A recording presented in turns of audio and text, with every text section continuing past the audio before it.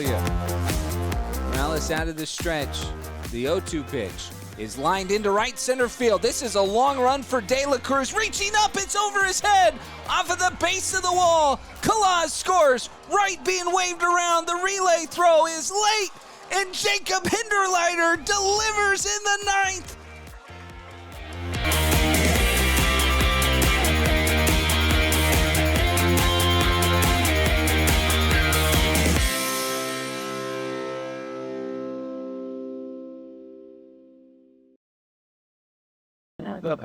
Welcome to In the Den, your inside look with the Fresno Grizzlies. Of course, we're outside of our den and on the road just down 99 at Valley Strong Ballpark in Visalia, where the Grizzlies played the Rawhide this week. So we'll get a little look at what it's like around the California League once again. We're also going to talk to Mark Standriff, get a look at what it's like back home with the voice of the Grizzlies, the voice you hear booming throughout Chuck Chansey Park throughout the year. He's also going to talk Beautify Fresno and what it means to keep our city clean. Plus, we'll talk with the reigning California Pitcher of the Week, Lebarron Johnson Jr. We'll get you some highlights and all the inside access right here on In the Den.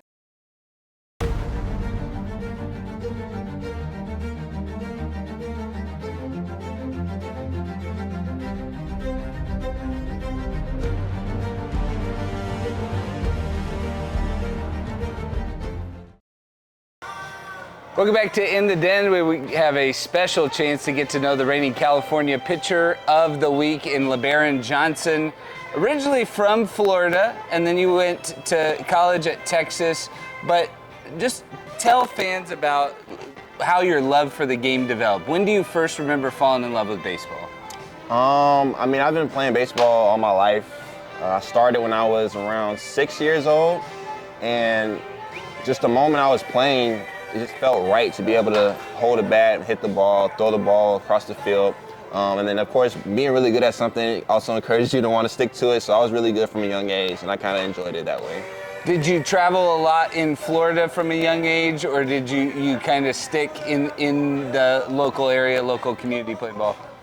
So I would say up until travel ball actually started, I would stay local in Florida. So I would play in Fort Myers, Savannah, Georgia. That's not in Florida, but I would travel that far. And then when travel ball started going on, I would go to Atlanta a lot for a perfect game. I went to Phoenix one time for a perfect game. So when travel ball started, that's when I started to travel out. But early on, I was in Florida majority of the time. Well, then you span out and you go to Texas, and I know that COVID had a little bit to do with it, just in terms of how you ended up branching out. But you had family in the area. What was it like adjusting out of the state of Florida and getting used to a Division I program? Definitely. Well, for starters, Florida and Texas, the culture is very different, and then the environment is very different. So I guess adjusting there was a little bit of a struggle, given that I'm far away from home and only have my uncle there for family. But it was a good adjustment. And then just for Division I baseball, I played in a small district in terms of baseball. So the competition, I want to say was the best. But I think that adjustment to my first year being redshirted allowed me to adjust to D1 baseball because everybody's good there. Everybody throws hard and everybody can hit far. And I play with some really good guys on my team. So. Well, and you have to have your stuff developed and thought out. So who helped you and maybe who influenced your arsenal the most? That's hard to say because I've had a collective amount of coaches throughout my life that helped me, one, learn different pitches. I had a coach when I was in, I won't say what I was in, but when I was around 10 years old, taught me a curveball, my first curveball. And then I had a coach who taught me how to throw a changeup. And then when I got to college, I had 3 different pitching coaches. The first one taught me a slider, the second one a splitter. So I had a lot of coaches in my life to help me out. So. One of the things I noticed about you, especially in your prep, is you do a lot of mental exercises pregame, and you're very focused in terms of envisioning how the start's going to go. Where did you pick that up, and how has that helped you so far in your career? So, crazy thing is, I started that my junior year of college. I have a cousin who's a mental performance coach, and just out the blue randomly, my dad texts me and calls me, says, hey, your cousin wants to work with you. And I'm like, okay, I'll give it a try. So her name's Tiffany Mosley, but she really came into my life and showed me kind of the mental preps for elite performance. And I kind of just stuck with it and it helped me out. I had a really good year that year, so I stuck with it. What's been maybe some of the biggest pillars, not divulging all your secrets, but what's been some of the biggest pillars for you in terms of achieving that sort of success? I think just the self-belief, self-confidence piece. You talk about visualization, just envisioning like me succeeding, and I've succeeded before when things aren't going my way. Say for innings, I got bases loaded, like, okay, I've been in this situation before, I've envisioned it before, I've gotten through it before, so be able to get through it in my head, I'm able to just execute my pitches and have true confidence in myself to just go out there and do what I do best. And then again, I'm real big on self-talk, so like really encouraging myself to have the confidence to go out there and compete is a big piece as well. Well, I love the self-confidence, but I also love that you carry yourself with such humility and you get along with everybody in the clubhouse. I have heard some razzing, though, and Brody Breck said that Madden is off the table between you guys. You guys don't get into it on Madden, you find other games. Is that right? Madden, that's for Brody. I mean, he was the football / baseball star, but Madden, he's got that. I was his roommate in instructs, and yeah, he's too good for me. So what do you bond with your teammates on, maybe outside of Madden? Right now, I'm starting, hacky sack. Okay. Yeah, so I'm learning that. Is that a Jerry Sullivan introduced game? Is that where? Honestly, I don't know who introduced it, but they were just like, hey, LB, like hop in. I'm like, all right, I'll try it. But now I'm getting a little bit better at it.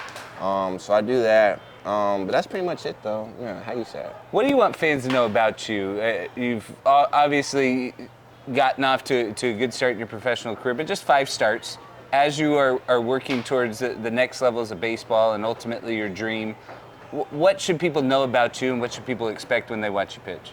Well, I want them to know that, again, I'm very humble. I try to be very humble. Guy, you can come up to me and talk to me anytime.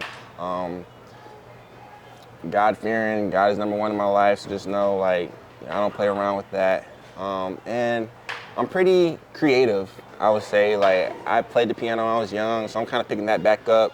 So I'm trying to get into that part of my life again. And then I like to draw sometimes, so I'll do that, sketch. I love it. The creativity is fantastic, and we see it on the mound. Lebarron Johnson, thanks so much for the time. Thank you. Grizzlies starting pitcher Lebarron Johnson will be right back on In the Den. Now making its debut at Chukchansi Park, the $3 value menu. In 2025, ballpark favorites are only $3. Get hot dogs, popcorn, pretzels, nachos, chips, soda, and ice cream sandwiches for just $3 each, all season long. Plus, you can snag a 12-ounce canned beer for only $5. With tickets already starting at just $8, there is truly no better value than Grizzlies baseball in 2025. We'll see you at Chukchansi Park. Welcome back to In the Den with the Fresno Grizzlies, and you can't go inside the den and know about the Fresno Grizzlies without knowing about the voice of the Fresno Grizzlies, the voice of Chukchansi Park, Mark Standriff. You've been doing this for a while. What got you into baseball originally? Well, in baseball, it's the greatest sport in the world. Grew up idolizing a lot of the great players from the 50s and early 60s. And used to hang around with the ballpark as much as I possibly could. And even back during, high school and college, I worked at the minor league baseball park in Toledo, Ohio, which is my hometown, the Mud Hens. And then later on, when I was enjoying a radio career there, started out as a public address announcer for the Mud Hens for a number of years. Then I moved to California. I was up in Sacramento and believe it or not, actually was auditioning for singing the national anthem there because I have a theater and an opera background. So they brought me in, I think mostly because I was the only person in Sacramento who knew the words to "O Canada" because there was a team in Edmonton at the time. And so, but then we got to know each other and they were looking for a change at their PA guy. So I became the public address announcer for the Sacramento River Cats and was there for about almost 6 years. And then when I moved down to Fresno, got the chance to meet the Grizzlies and Derek Franks and Jonathan Bravo and the gang. And one thing led to another. And here I am getting the chance to shout out names and get the crowd stirred up and have a great time getting paid to watch baseball. Isn't that the best? It's almost a crime to take their money. I would never say that in front of them, but this is a great country. I was told I had to be careful about saying I would do it for free, right? Because you get to do it, but we are the lucky ones, right? Oh no, We're absolutely. paid to watch the game. Yeah. You hinted at it a little bit, but I'm so jealous, and I tell people all the time, I'm so jealous of your voice and your pipes. But you have a theater background, Right. you have a radio background. Right. Did you ever consciously make a decision to work on your voice, or how did that, or do you feel Oddly enough, I've had this voice since I was a kid. People would walk up to my parents and get the chance to meet me, and they'd say, "Oh, what an adorable young boy. How old is he?" And I would say, "The child will be 10 in September." I've always had that voice. And it just became a natural kind of thing that I was just kind of designed and purposed to be on stage or in front of a microphone and talking to people. So it's never anything that I've developed it through the years and, had the chance to talk to a number of theater professionals, professional singers and opera singers especially, about how to maintain your voice, because it's tough when you're working a full-time job and then you go to the ballpark and you're again screaming and yelling and what have you, but also to be able to sing and to be able to talk when you're rehearsing 4, 5, 6, 7 hours a day in some cases. It takes a lot, and so I've kind of learned how to protect it and to keep it flexible and vibrant, and not to have a lot of junk that ends up with a lot of people. I hate to say it, but I'm just blessed to be able to have this kind of instrument that I can then use to either entertain, to inform, or to educate. I think that's a great point, because people don't realize the damage of maybe something like caffeine that does to your vocal cords. Yeah. So I think that is a lifestyle choice to protect it and enjoy it that way. You've been a couple of different places. You mentioned Toledo, you mentioned Sacramento. What have you enjoyed about being the voice of the Grizzlies? Well, first of all, it's the closest thing to a family operation without being a real family. And I've worked for real family operations before, but in this case, it's a tight-knit group. They like being with each other, and I think that's an important thing. They know that it's important to have fun, but there's a business aspect to it. And that, to me, understanding why people come to the ballpark is even more important than understanding just the game of baseball, because it isn't really about the team. I hate to say it that way, but there's actually a study that was done about the reasons why people go to see minor league baseball games. And the two takeaways that I have with it is that the 4 most important qualities, fun, family-friendly, clean, and affordable, have nothing to do with how the team's doing. Mm-hmm. It's about the fan experience, and to make sure that when they come to the ballpark, they have a good time, because the other thing that I know from that study is that 2/3 of the people that walk out of a minor league baseball game can't tell you what the score is. But they've come because it's a good time at the ballpark. They feel like their families, or even if it's just a bunch of friends getting together, it's an affordable time. You're not spending an arm and a leg. You know that there's going to be great activities. What's happening on the field is important, but it's not as important as those qualities that make it a fan experience. And I think that's the thing that I noticed that the Grizzlies have done consistently as well or better than any other minor league team. And it's hard for me to say this, because if any of my friends from Toledo, I'm not nothing against the Butt-Ends, love you guys like crazy. You'll always have a special place in my heart. But man, there's just something about coming to this ballpark and seeing the experience that the Grizzlies deliver game after game after game that just makes it special. That place that they have is second place in your heart, right? Yes. Yeah. Yes. That's okay. Or 1A. Well, and this goes hand in hand with kind of who you are. You work for Beautify Fresno, and you talk about fan experience, and one of the things I think about with a young family is a place that's safe, a place that's clean, and that goes hand in hand with what you do at Beautify Fresno. Talk about how you got involved with that and how maybe your jobs that people would not necessarily think merged together kind of to have that intersection. Yeah, it is kind of odd because, I mean, I came here to Fresno to be the Director of Communications and Public Affairs for Mayor Swearingen back in 2014, and I stayed on with Mayor Lee Brand and worked through his administration. And then when Jerry Dyer was between being police chief and mayor, was thinking about who do I want to bring in for my administration, I sat down with him. We had a nice long lunch, and I was fully prepared to ask about, maintaining my current job status. And he said, listen, I got this idea. And the one thing that he knew from not just his time as police chief, but also on the campaign trail and talking to people about what do you think that Fresno needs? And he found out that the most important thing was the sense of pride and the fact that a lot of people had kind of seen the city start to deteriorate.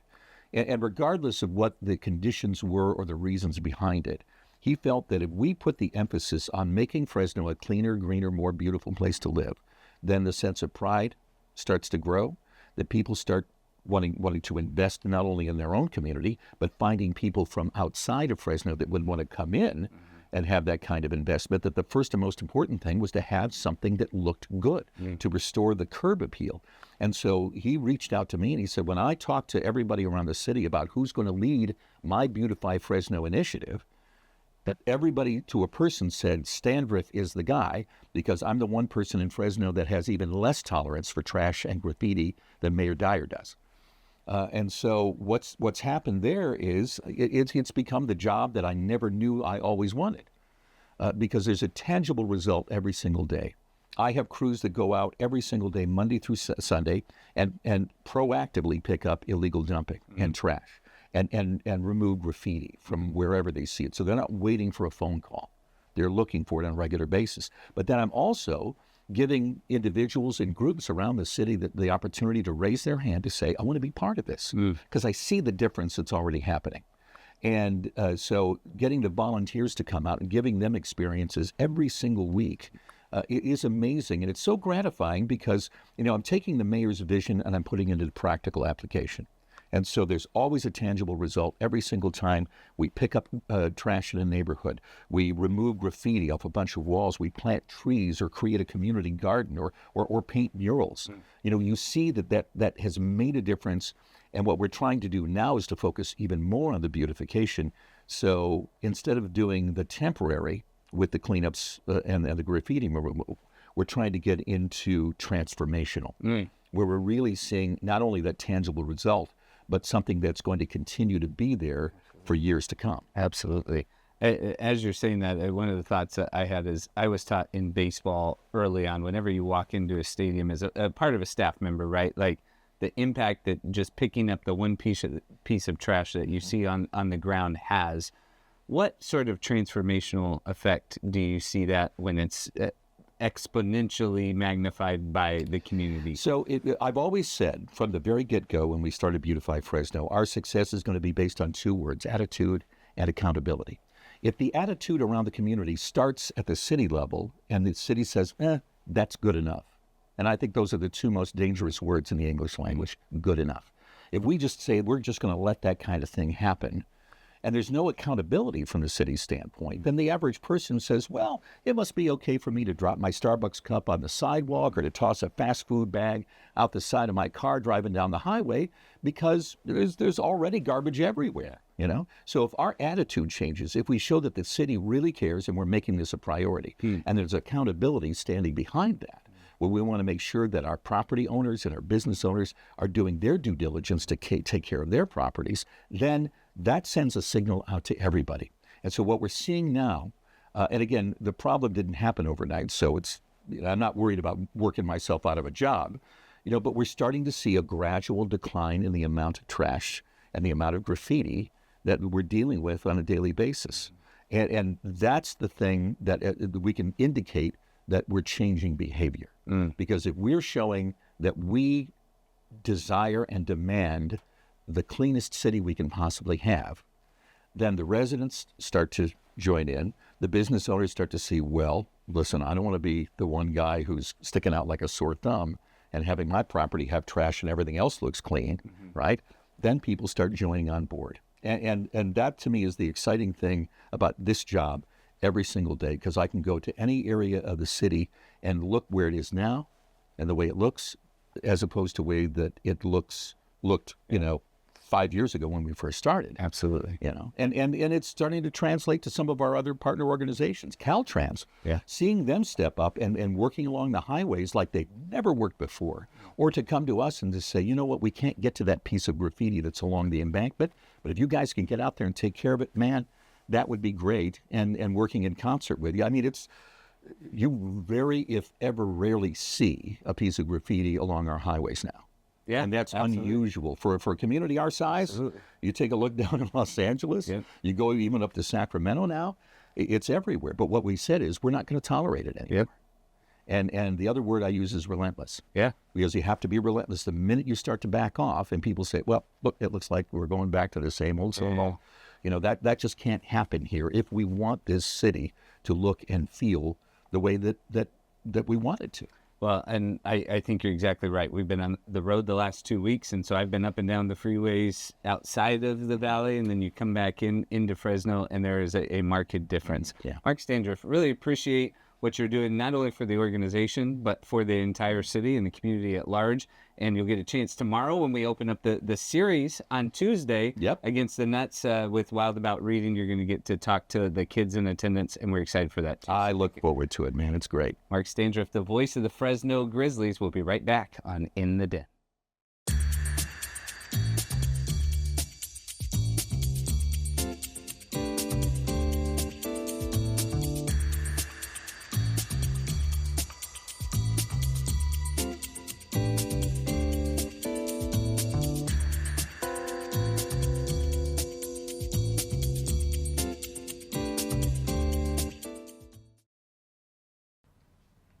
The Grizzlies are back at home this week, and they're back at home for 3 of the 4 weeks of May. And so there are a lot of great opportunities to grab new merch in the team store with Eli Pasquale, and it starts with the Under Armour t-shirts that are now in stock. Yeah, we have our new Under Armour line that's coming out, and before in the past we haven't had much dry fit, but now here's your chance to grab some of our newest Under Armour gear. We got kids, A little small. women's, it might fit you, and we got men's. So whether you're at the gym or doing any outdoor activities, you'll have something a little more comfortable to wear and rock the Fresno Grizzlies. We've talked about this is a great opportunity to wear the bear as it gets hot because you want something a little bit lighter, a little bit more breathable. These Under Armour shirts, perfect for that. Exactly. Also, we have headbands. The headbands line has been a huge hit this year. With Mother's Day coming up this week, there is a fantastic opportunity to support moms everywhere. Absolutely. We have our new Mother's Day headbands right here. Players will be sporting the pink one right over here, and if the thicker headband's not your style, we also have our breast cancer awareness headband also. So whether you're at the gym or you want to look like the players on the field, we got headbands for you. Stand Up to Cancer on Saturday night, Mother's Day on Sunday. Eli Pasquale, always a great time. Thanks for having me. It was the longest road trip of the season for the Fresno Grizzlies, and they wrapped it up in Visalia starting on Tuesday. Brody Brack went 4 scoreless innings and struck out 9, but the Grizzlies could not muster a run against the Rawhide and fell in the opener 5-0. But on Wednesday night, the Grizzlies started a pattern. They would score first in each of the next 4 games, and it was a bases-loaded single off of the pitcher for Blake Wright that got home 2 runs. But the pattern started to develop on Wednesday. The Grizzlies started to find their offense in the first inning in each of the games on Wednesday, Thursday, Friday, and Saturday. But Visalia, at their home park, made it a series. Wright would add an RBI in that next inning, making it a 4-1 lead. But Visalia never really did go away. They won 6-4 on Wednesday night. A grand slam in that game toppled the Grizzlies. The Grizzlies were happy to get Robert Kalaz back in the lineup on Wednesday. He had been out since April 7th. He'd only played in one game. He returned to the lineup on Wednesday. On Thursday, he put the Grizzlies in front. He was the one to get the Grizzlies on the board first. The RBI double placed Kelvin Hidalgo in the first inning to give the Grizzlies the lead, but the Rawhide would win that one. Another late home run on Thursday for the Rawhide ended up being the difference. Even though the Grizzlies had the base runner on, they lost 3-2. Then on Friday, they lost 5-3. No video from Visalia that night. Robert Claus did hit his first home run, and then on Saturday, he hit his second. Put the Grizzlies in front in the first, a 2-run homer.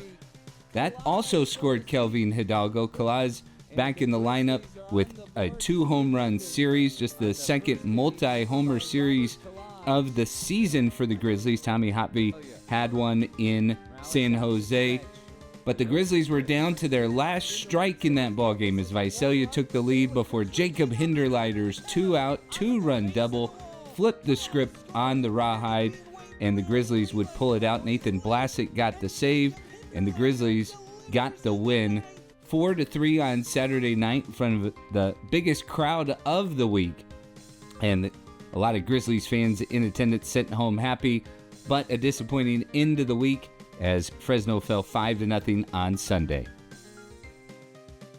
Well, that'll do it for In the Den. I hope you come out this week. We have an 11 o'clock game tomorrow against Modesto.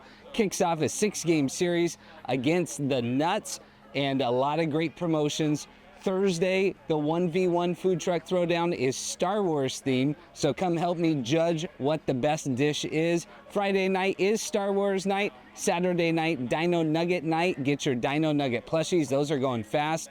And Stand Up to Cancer night. And then come celebrate Mother's Day at the ballpark. Chef Sarah has a great menu lined up in the Kodiak Club. Next week, we're talking Tequila Fest as the team's going to get ready to hit the road. We'll also take a look back at the week against Modesto, plus plenty more inside the den with the Fresno Grizzlies. Thanks for sticking with us this week. We'll see you next week on In the Den.